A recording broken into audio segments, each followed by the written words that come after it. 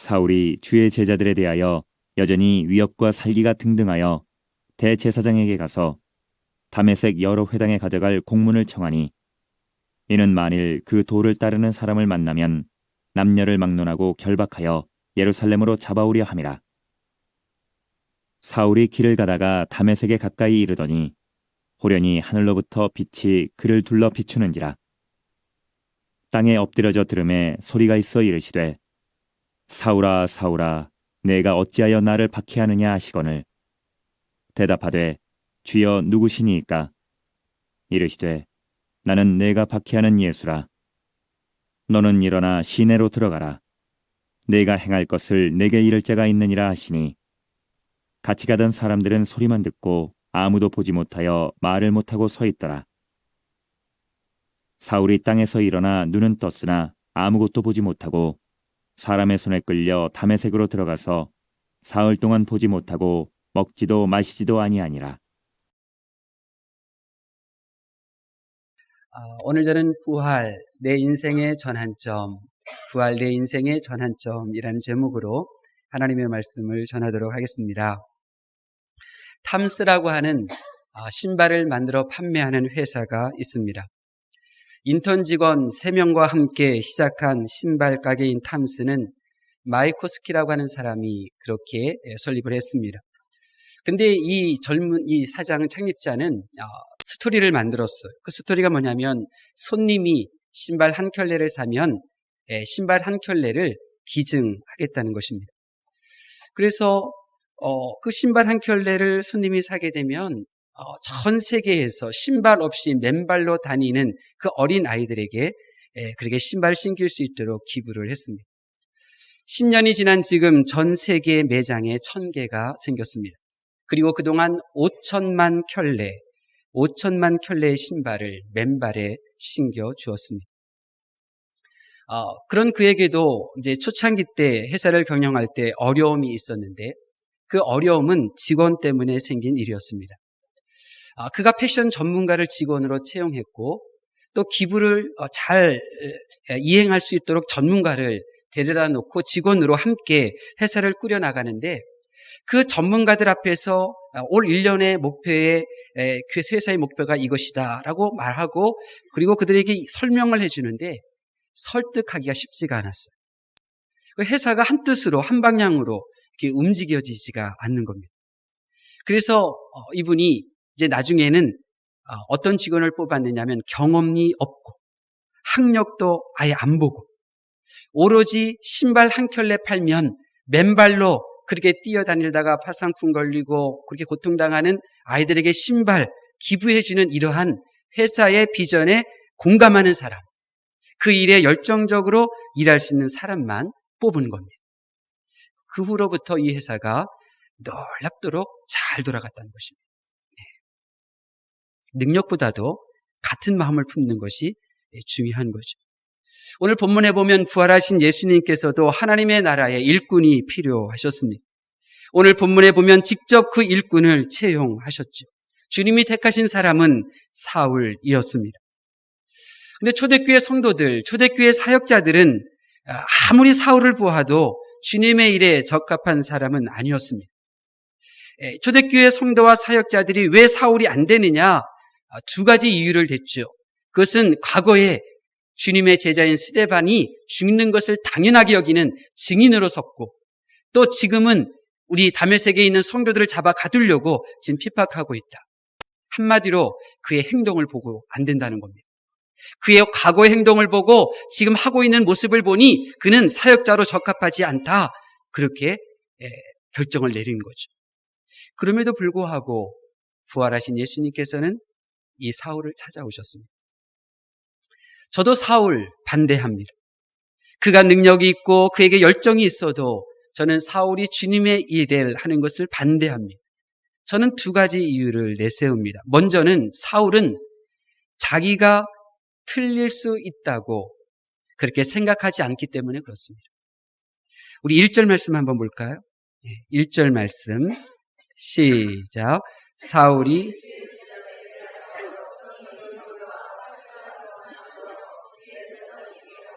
아멘. 사울의 행동을 표현하는 위협과 살기가 등등하다. 이러한 그의 얼굴, 그의 표정, 그의 행동에는 그의 심리가 묻어나와 있는 겁니다. 어떤 심리가 묻어나와 있느냐? 나는 틀릴 리가 없다. 내가 틀릴 리가 없다. 내가 잘못될 리가 없다. 지금 이겁니다. 나는 틀릴 수가 없다. 이러한 이게 내가 틀릴 수 있다라고 하는 이 여유가 없이 나는 틀릴 리 없어. 이렇게 확신에 찬 사람은 주님의 일에 적합하지 않습니다. 우리는 모두 부족하잖아요. 또 하나님께서는 우리가 합력하여서 선을 이루시는 분이기 때문에 내가 좀 잘못 생각할 수 있겠다. 내가 틀릴 수도 있겠다. 이런 좀 여유를 가지고 대해야 주의 일을 이렇게 할 수 있는데 나는 틀릴 리 없다. 나만 옳다. 이런 자세는 결코 주님의 일에 적합하지 않습니다. 다른 하나는 내가 왜 사울이 주님의 일에 적합하지 않다고 생각하느냐면 그는 하나님의 일하심에 대한 부분이 열려져 있지 않습니다. 이 되어지는 모든 일들이 사람이 주관할 뿐이지 이 사람이 되어진 일들 가운데 하나님이 개입하셔서 하시고자 하시는 일들이 있다고 하는 그 열린 생각이 이 사울에게는 지금 부족합니다. 아시다시피 사울은 길리기아 다소의 이방인 출신 유대인입니다. 근데 지금 그는 예루살렘 출신들 젊은이들과 함께 지금 공부를 하고 있습니다. 사울의 동료들, 사울의 동기들은 다 예루살렘에서 태어났고 예루살렘에서 어렸을 적부터 그렇게 과정을 밟아서 이제 지금 가말리엘 무한학생이 된 것입니다. 사울만 이방인 출신이란 말이에요. 그러면 사울이 어떤 상황이냐면 왕따 당하는 상황이에요. 지금도 이런 일들이 대학에서 벌어지고 있어요. 우리나라에서 인류대학이라고 하는 서울대학교 학부 출신, 서울대학교 학부 출신이어야만 가입해서 정보를 공유하는 사이트가 있어요. 다른 대학교에서 나와서 서울대학교 대학원에 들어가면 그 사이트에 들어갈 수가 없어요. 지금도 이 말도 안 되는 일들이 지금 이 시대에도 일어나고 있는데 하물며 2000년 전에 왜 이런 일들이 없었겠어요? 그렇기 때문에 사울은 이런 상황 속에서 어떤 생각이 가득하고 있느냐면 내가 해야 돼. 내가 해야만 돼. 이 생각이 강합니다. 하나님께서 하시고자 하시는 부분에 대해서 열려있지 못한 거예요. 내가 해야만 된다라고 하는 그 생각이 강하게 있는 거예요. 그래서 그는 시키지도 않았는데 지금 대제사장을 찾아가서 다메섹까지 가서 사람을 잡아오겠다고 말하는 거잖아요. 이런 사람 참 바꾸기 힘듭니다. 우리의 삶에 되어지는 모든 일들 가운데 하나님이 하시는 건가? 이렇게 생각이 열려 있어야 되는데 그런 부분에 대해서 전혀 영적으로 깨어있지를 못해요. 이런 분들은 정말로 함께 예배를 드릴 수 있고 함께 교제는 나눌 수 있어도 함께 교회 일을 운영해 나갈 수는 없는 거죠. 그렇기 때문에 저는 반대를 해요. 그런데 그럼에도 불구하고 예수님께서는 이 사울을 쓰겠다고 찾아가셨어요. 그런데 놀라운 것은 이 부활의 주님을 만난 사울이 바뀌어졌다는 거예요. 완전히 달라졌어요.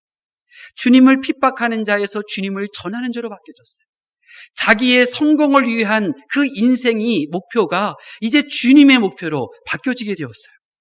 전혀 내가 아니면 안 된다라고 하는 이 생각에 사로잡혀 있었던 이 사울이 이제 하나님이 하시는 영역이 있는 것을 인정하고 하나님이 하실 수 있도록 그 부분을 그렇게 맡겨드리는 놀라운 영적으로 끼어있는 사역자로 탈바꿈하게 된 거예요. 무엇을 계기로요? 부활의 주님을 만난 이 순간을 계기로 그렇게 달라진 거예요. 여러분, 우리도 그럴 수 있습니다. 끊임없이 그 사람의 과거를 봐요. 지금의 그 사람의 행동을 보고 그 사람은 안 된다라고 말을 해요. 하나님의 일하시는 영역에 대해서 지금 닫혀있고 내가 뭔가 해야만 해요. 나는 잘못될 리가 없어요. 이러한 자아로 가득한 이러한 이 사울이 이렇게 달라졌다고 하면 우리도 그럴 수 있습니다. 우리도 부활의 주님을 만나기만 하면 지금까지 나의 인생과는 완전히 다른 새로운 사람, 새로운 인생으로 새로워질 수 있는 것입니다. 부활의 주님을 만났을 때 평생토록 살다가 하나님께 책망받을 수밖에 없었던 이 사울이 주님께 칭찬받을 뿐만 아니라 면류관을 받는 사람으로 달라진 것처럼 우리도 이런 사람으로 달라질 수가 있습니다. 그러면 사울을 변화시킨 이 부활의 주님은 어떤 분일까? 오늘 본문에서 나오는 부활의 주님이 어떤 분인지 우리 함께 보기를 원합니다. 먼저 부활하신 예수님은 어떤 분이냐면 지금 나를 바라보고 계시다는 거예요. 지금 주님의 시선이 어디에 머물러 있느냐? 지금 내게 머물러 있다는 겁니다. 우리 3절 말씀 볼까요? 우리 3절 말씀 보겠습니다. 시작. 사울이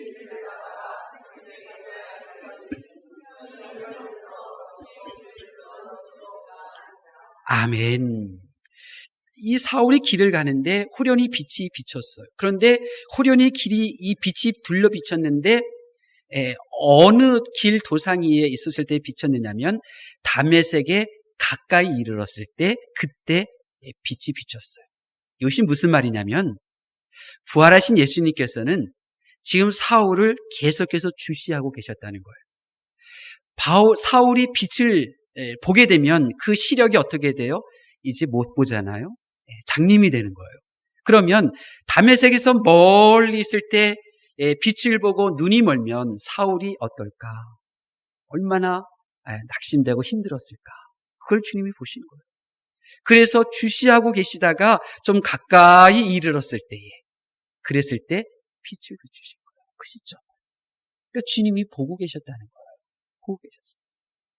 돌에 맞아 죽어가던 스데반 집사를 하늘 보좌에 벌떡 일어나 그를 주시하던 그 예수님께서는 예루살렘에서 우리를 잡으려고 지금 사울이 오고 있다는 이 소식을 들은 다메섹에서 살고 있던 성도들이 하루하루를 긴장감 속에서 불안감 속에서 생활하는 그 성도들을 지켜보신 그 예수님께서는 이 사울의 행동도 그의 일거수일투족도 여전히 지켜보고 계셨다는 것입니다. 저는 믿습니다. 부활하신 예수님께서는 지금도 불꽃 같은 눈동자로 성도의 삶을 응시하고 계십니다. 예수님께서는 시시때때로 내가 느끼는 그 내 마음속의 외로움, 때로는 지치고 피곤한 나의 몸을 주님께서는 항상 나에게 시선을 고정시키시고 외면하신 적이 없습니다. 내가 남모르게 흘리는 눈물, 내 눈물, 나 홀로 멈추지 않는 그 사랑과 충성스러운 그 모습까지 주님께서는 다 눈여겨보시는 겁니다. 내가 잠 못 이루며 뒤척이는 수많은 밤들 여전히 주님도 깨어서 그 밤을 그렇게 새면서 나를 주시하고 계셨습니다. 남에게 토로 못하는 내 마음마저도 주님은 한 번도 아파하는 내게서 시선을 돌리신 적 없으시고 주님은 내게서 눈을 감으신 적도 없습니다. 저는 알고 있습니다. 나를 바라보시는 예수님의 그 거룩한 눈길을 지금도 어제 일처럼 저는 느껴요. 주님께서 나를 바라보시는 그 시선을 제가 처음 느꼈을 때 저는 길을 걸어가다가 눈을 감을 수밖에 없었고 고개를 숙여 땅만 바라볼 수밖에 없었어요. 주님의 시선을 느꼈을 때 내가 보여지던 모든 건물들, 모든 사람들, 모든 것들이 다 제 덩어리들이더라고요. 볼 수가 없었어요. 고개만 숙일 수밖에 없었죠. 그리고 나에게 눈길을 두시는 주님의 시선을 경험하였을 때 얼마나 다행이다. 감사하다. 참 기쁘다. 정말 그 평안을 누렸던지. 여러분이 지금 어떤 환경, 어떤 상황에 처한다 할지라도 주님의 시선을 느끼게 되면 절망하지 않습니다. 최선을 다하게 될 줄로 믿습니다. 다윗을 보세요. 밤새워 속상해서 눈물을 흘렸어요. 밤새워 흘리는 그 눈물을 어느 순간 주님이 보고 계시다는 사실을 알게 되었죠. 그의 눈물을 주님이 보신다는 사실을 알았을 때 다윗은 멈추지 않고 달려갔습니다. 왜 우리가 최선을 다하지 않는 것입니까? 왜 우리는 쉽게 낙심하며 쉽게 포기하는 것입니까? 나를 지금까지도 여전히 바라보시는 주님의 시선을 놓쳤기 때문입니다. 나를 한 번도 외면하지 않으시는 주님의 시선을 느껴본 적도 없었기 때문에 우리는 사람에게 실망하고 자신에게 실망하고 여전히 절망하며 그렇게 살아가는 것입니다. 부활의 주님의 시선은 지금 여러분을 향하고 있음을 믿으시기를 바랍니다. 제 경험상 그렇더라고요. 지금 이곳에 많은 성도들이 앉아 있지만 주님이 여러분 한 사람에게만 지금 바라보고 계십니다. 여러분이 주님의 시선을 느낄 때 지금 내 옆에 이렇게 많은 사람이 있지만 나만 바라보고 계시는구나, 이런 느낌을 가질 정도로 주님은 그렇게 우리를 바라보고 계시는 것입니다. 부활의 주님께서 지금도 여러분을 지켜보시는 줄 믿으시기를 바랍니다. 두 번째로, 이 부활의 주님이 어떤 분이냐면 나의 아픔을 주님의 아픔처럼 여기시는 분이라는 거죠. 부활의 주님은 내 아픔을 외면하신 적이 한 번도 없습니다. 우리 4절 말씀을 볼까요? 4절 말씀 함께 보겠습니다. 시작. 땅에 엎드려져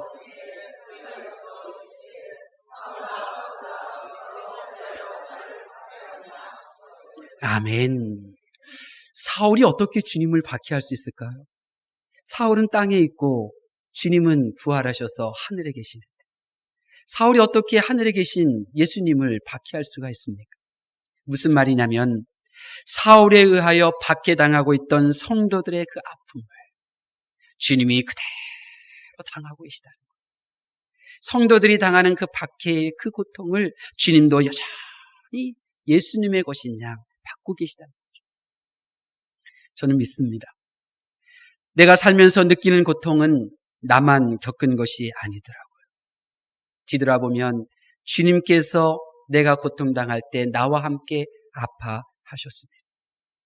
내가 만약 지금까지 살아오면서 고통을 내가 이겨냈다고 하면 그것은 나와 함께 고통을 당하신 주님 때문이었지, 내가 그렇게 잘났기 때문이 아니에요. 한 번은 그러시더라고요. 내가 허리가 많이 이제 아팠던 적이 있었잖아요. 네, 의사도 보면 수술하라고만 말을 했었고, 근데 수술을 안 하고 지금 이제 이렇게 잘 지내고 있잖아요. 잘 지내고 있으니까 나보고 그러더라고요. 우리 나를 낳으신 분이 독하다고. 나를 낳으신 분이 그러는 거예요. 독하다고. 그러나 나는 말씀드릴 수 있어요. 내가 독해서 그 고통을 내가 이겨낸 게 아니에요. 주님이 나와 함께 아파하시는구나. 내가 그걸 느꼈어요. 그래서 견딜 수 있었던 거죠. 만약 내가 고통을 감당하지 못해서 그 고통을 회피했다고 하면 나와 함께 고통을 당하는 주님을 내가 몰랐기 때문인 거예요. 나 홀로 고통을 당하고 있다고 하면 우리는 그 어떤 고통이라 할지라도 감당할 수가 없어요. 내가 세상에서 당하는 모든 박해를 견뎠다고 하면 나의 믿음이 크거나 내게 의지가 커서 그런 것이 아니라 오직 부활의 주님께서 나와 함께 아파하셨고 나와 함께 박해를 당하셨고 나와 함께 고통을 당하셨기에 내가 그 모든 것들을 견뎌낸 줄로 믿습니다. 성경을 보니까 그렇더라고요. 요셉이 형들에 의해 팔렸어요. 종살이 했어요. 억울하게 감옥에 갇혔고 정말 잘 대해줬는데 기억하겠다고 했던 사람이 그냥 배신도 했어요. 어떻게 요셉이 그 모든 것들을 다 감당할 수 있었겠어요? 요셉은 사랑만 받았던 사람이었거든요. 어떻게 감당했어요? 주님이 요셉과 함께 아파하셨거든요. 그래서 견뎠던 거예요. 사드락과 메삭과 아벳느고가 10대 시절에 포로로 잡힐 때 나라가 망하고 또 포로로 잡혀가는 그 순간에도 주님은 그들과 함께 아파하셨기에 그들은 그렇게 인생을 낭비하지 않았던 것입니다. 예수님께서는 우리와 항상 함께 한다고 약속해 주셨습니다. 내가 아파할 때 나는 홀로 아픈 것이 아닙니다. 내가 믿음으로 인하여 박해당할 때에도 나만 홀로 박해당하는 것이 아닙니다. 보세요. 예수님께서 오병이어의 기적을 베푸실 때의 모습을 한번 생각해 보세요. 예수님의 말씀이 끝이자마자 이제 많은 사람들이 이제 집에 가겠다고 다 자리에서 일어서고 있었어요. 남자만 5,000명 되는 사람, 예수님의 제자 12명, 예수님 포함하여 5,013명의 사람들이 다 이제 그 자리에서 일어나고 있었어요. 그런데 그들 가운데 유일하게 배고파했던 사람이 누구였습니까? 남자만 5,000명, 예수님의 제자 12명, 예수님 포함하여 5,013명 가운데 배고파했던 사람이 누구였습니까? 예수님이었어요. 예수님의 그 배고프심은 지금 허기져서가 아니라 잠시 후에 말씀을 들은 이들이 집에 돌아가다가 길 도중에 배고파할 것을 미리 고파하신 거였어요. 그래서 다 자리에 앉혔잖아요. 예수님은 무리의 그 허기짐을 먼저 경험하셨기에 그들의 굶주림을 해결해 주신 거죠. 여러분, 아프십니까? 고통스러워 견디기 힘드십니까? 정말 자존심이 상하십니까?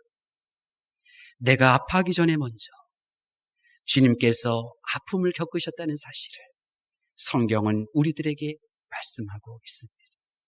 내 자존심이 꺾이기 전에 먼저 주님께서 자존심을 꺾으셨어요. 왜 못 견디겠습니까? 나는 내가 박해하는 예수라. 사울에게 박해당하던 성도들은 주님의 말씀을 전해 듣고 얼마나 가슴이 뜨거워졌을까요? 아, 내가 당하는 고통은 주님께서 미리 겪으셨던 거였구나. 나 혼자 고통당하는 것이 아니라 주님이 나와 함께 박해를 당하셨구나. 이 말씀이 여러분에게 위로가 되실 수 있기를 바랍니다. 이 세상에서 박해당하는 성도 여러분, 세상이 주는 박해는 여러분 홀로 받고 있는 것이 아닙니다. 나와 함께 아파하시고 나와 함께 박해를 당하시는 그분이 계십니다. 나와 함께 아파하시고 박해당하시는 그 부활의 주님이 계시기에 내게 세상이 주는 박해도 그 수치도 곧 끝이 날 줄로 믿습니다. 마지막으로 부활의 주님은 어떤 분이시냐면 나를 도우시는 분이라는 거죠. 오늘 본문에 보면 사울을 돕는 이들이 있었습니다.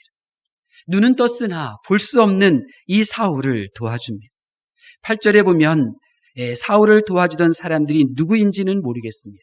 로마 병사일 수도 있고 대제사장들이 거느리고 함께 보내주었던 종들일 수도 있고 사울이 계약해서 데리고 온 사람들도 있을 수도 있을 것입니다. 그러나 분명한 것은 사울은 도움을 받았다는 거죠. 그리고 이 사울이 이런 도움을 받았던 것은 하나님의 보이지 않는 도움의 손길이라는 거죠. 왜냐하면 6절을 보면 우리가 이렇게 생각할 수가 있는 거죠. 우리 6절 말씀 볼까요? 6절 말씀 시작.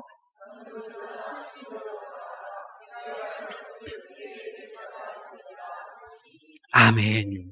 부활의 주님께서는 사울을 지금 돕기 위하여 아나니아라고 하는 이 경건하고 주의 일에 충성된 사람을 이미 준비해 놓으셨어요. 그러니까 사울을 바라보시는 주님의 마음이 뭐냐면 계속해서 사울을 돕고자 하시는 마음이었어요. 그래서 다메섹 도상에 가까이 왔을 때에 그렇게 빛도 비추셨던 거고, 그리고 미리 아나니아도 준비해 놓으셨던 거고, 지금 주변에 있는 사람들에게 도움도 받게 하신 거죠. 이후로도 성경 말씀을 보게 되면 예수님께서 얼마나 자주, 얼마나 강력하게 사울을 도와주셨습니까? 놀랍도록 사울을 부활의 예수님께서는 도와주셨던 것입니다. 이 부활의 주님이, 사울을 도와주셨던 부활의 주님이 여러분이 믿는 주 예수 그리스도이신 줄로 믿습니다. 부활의 주님께서는 여러분을 도와주실 수 있는 능력, 또 친히 도우시는 그 사랑의 주님이신 줄로 믿습니다. 성경을 아무리 읽어봐도 우리가 믿는 하나님은 어떤 하나님이냐? 우리를 도와주시는 하나님이시더라고요. 제가 성경을 아무리 보고 아무리 하나님에 대해서 공부해도 내리는 결론은 하나예요. 아, 하나님은 나를 도와주시는 분이로구나. 하나님은 나를 언제든지 도와주실 수 있구나. 보세요, 이스라엘이 종살이할 때 애굽에서 그들이 나올 수 있도록 하나님이 도와주시잖아요. 뜨거운 불무 속에 던져진 사드락과 메삭과 아벳느고를 주님께서 도와주시기 위하여 그들보다 먼저 불 속에 들어가 기다리고 계셨잖아요. 이게 주님의 마음이에요. 왜 낙심하십니까? 왜 절망하십니까? 왜 도망치려고 하십니까? 그 자리에서 여러분의 뿔이 높아질 수 있도록 하나님은 여러분을 도와주실 수 있는 분이신 것입니다. 성경은 하나님의 도움을 받은 사람들로 가득합니다. 지금 이 순간도 절망적인 상황, 정말 다니기 싫은 직장 가운데서도 하나님의 도우심을 받고 꼭 필요한 직장인으로 거듭난 사람들이 얼마나 많이 있습니까? 여러분은 부활하신 예수님께서 주시는 도움을 받을 줄로 믿습니다. 여러분이 우리 부학교로 인도함 받은 이유가 바로 여기에 있습니다. 많고 많은 교회 가운데 하나님께서 이렇게 부족하고 연약한 우리 교회로 여러분을 보내주신 이유가 무엇입니까? 스스로 외톨박이가 되어서 끊임없이 자기의 행복을 추구하던 이 고단한 인생길 살던 나, 사람들에게 둘러싸인 채 고통스럽게 받게 하고 사랑받지 못하던 삶을 살던 나, 누군가를 돕고자 하나 나는 도움이 될 수도 없고, 그리고 나 도와주는 사람을 원하지만 나에게 도와주는 사람들이 없는 이 인생길 살아가는 나를 왜 부각교회로 인도해 주신 것입니까? 이제 사람의 도움의 손길 받지 말고 부활하신 주님의 손길, 그 손길의 도움을 받으라고 우리 부활교회로 인도하신 줄로 믿습니다. 오직 예수님, 내 모습 어느 것 하나 놓치지 않고 바라보시고, 내가 박해 당할 때 나의 쪼개지는 심장에서 함께 아파하시며 나를 도와주시는 그 부활의 주님을 만나실 수 있기를 바랍니다. 부활의 주님을 만나면 안 되던 나의 인생이 되는 인생으로 바뀌게 될 줄로 믿습니다. 하나님의 말씀을 경청하는 성도 여러분, 우리의 문제는 결국 내가 부활의 주님을 만나지 못했다는 것입니다. 부활의 주님은 나에게서 한 번도 시선을 돌린 적이 없는데 우리는 주님의 시선과 마주친 적이 없습니다. 이것이 우리의 모든 문제의 원인입니다. 우리의 문제의 원인은 다른 사람이 아닙니다. 나만 박해를 받고 있다고 생각하는데 그렇지 않습니다. 부활의 주님께서 나를 온몸으로 껴안고 나와 함께 박해를 당하고 있습니다. 우리는 그것을 모르고 있습니다. 우리의 문제는 부활의 주님을 만나지 못했기 때문에 왜 나를 도와주지 않느냐고 그들에게 섭섭한 마음을 품으며 왜 나를 도와주지 않느냐고 그들을 미워하는 것입니다. 여러분, 우리가 부활의 주님을 만나지 못했기 때문에 이 사울과 같이 우리는 누군가를 끊임없이 위협해야만 하며 끊임없이 누구에게 살기 어린 얼굴을 보여주어야 하며 끊임없이 그를 결박해야 하고 그 사람을 감옥에 가두는 이런 삶을 살아가고 있는 것입니다. 여러분, 언제까지 부활의 주님을 외면하여 누군가를 감옥에 가두는 그런 인생을 사실 것입니까? 언제까지 부활의 주님에 대한 지식이 없어 자기를 가두고 다른 사람을 가두고 그렇게 미워하며 그렇게 어리석게 지낼 것입니까? 지금은 예수님께서 부활하신 후에 이 세상에 머무시는 절기입니다. 예수님은 5월 셋째 주에 승천하시죠. 40일 동안 지금 머물러 계셔요. 그래서 다음 주까지 부활의 주님을 말씀을 전하는데 이 교회 절기 동안에 꼭 부활의 주님을 만나실 수 있기를 바랍니다. 여러분이 부활하신 예수님을 만나려면 오늘 말씀해 보니까 한 가지 방법이 있어요. 한 가지 방법. 이 방법을 취하면 누구라도 부활하신 주님을 만날 수 있어요. 우리가 부활의 주님을 만나시려면 이렇게 정말 심적으로 인정하셔야 돼요. 한번 따라해 볼까요? 내가 사울이었습니다. 하나님, 내가 바로 사울이었습니다. 이 고백을 하셔야 돼요. 내가 사울이 되어 주님의 제자들을 무시하였습니다. 내가 사울처럼 주님의 제자들을 결박하려고 하였고 그를 가두려고 하였습니다. 고백하셔야 돼요. 내가 지금 신앙생활 잘하고 있다고 생각하면 부활의 주님을 만날 수 없어요. 오늘 말씀을 보니까 예수님, 부활하신 예수님이 누구를 찾아오셨느냐? 이 사울을 찾아오셨잖아요.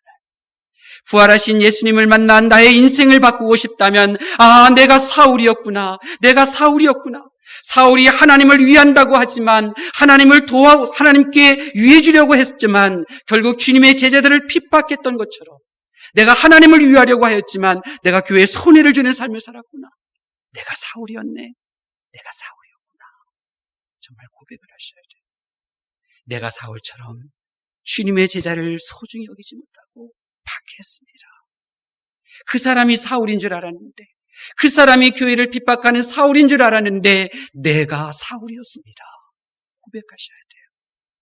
정말로 여러분이 이렇게 고백하면 부활의 주님께서는, 우리의 부활의 주님은 천년이나 시간이 지나나 똑같으신 분이잖아요.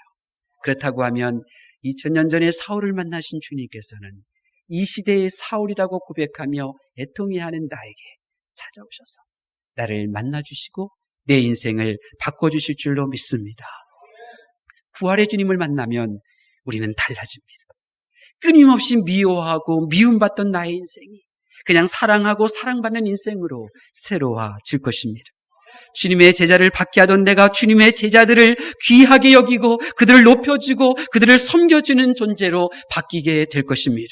이전에는 그들의 허물을 드러내며 결박하려고 하였고 그들의 실수를 드러내며 감옥에 가두려고 하였지만 부활의 주님을 만난 이후로는 그들의 허물을 덮어주며 그들을 귀하게 여겨주며 그들을 자유하게 만들어주고 그들의 결박을 끊어주는 자로 바뀌게 될 줄로 믿습니다. 주님께 책망을 받을 이 사울의 인생이 칭찬받는 이 바울의 인생, 면류관 받는 바울의 인생으로 바꾸었듯이 다른 사람을 비난하고 용서할 줄 모르는 나를 그들을 용서하고 품어주며 그들을 기다려주는 자로 새롭게 하실 줄로 믿습니다. 부디 부활하신 예수님이 어떤 분이신지 그 지식으로 사울이 변화된 것처럼 그 무엇으로도 바꿀 수 없던 나의 생각, 나의 인생을 날 바라보시는 그 부활의 주님을 만나셔서 바꾸실 수 있기를 바랍니다. 누구든지 책망받던 인생이 칭찬받는 인생으로 그리고 영원토록 하나님의 보좌 앞에서 주님이 그러셨어요? 내가 그랬을 때 주님이 거기 계셨어요? 주님이 그렇게 하셨군요. 이런 대화가 아니라 주님, 내가 힘들었을 때 주님이 나를 이렇게 위로해 주셨죠. 내가 어려웠을 때 주님이 그 사람의 손길을 통해서 나를 붙잡아 주셨죠. 내가 알아요. 주님과 대화를 나누는 아름다운 대화거리들을 남은 생애 동안 만들어가게 될 줄로 믿습니다. 기도하겠습니다.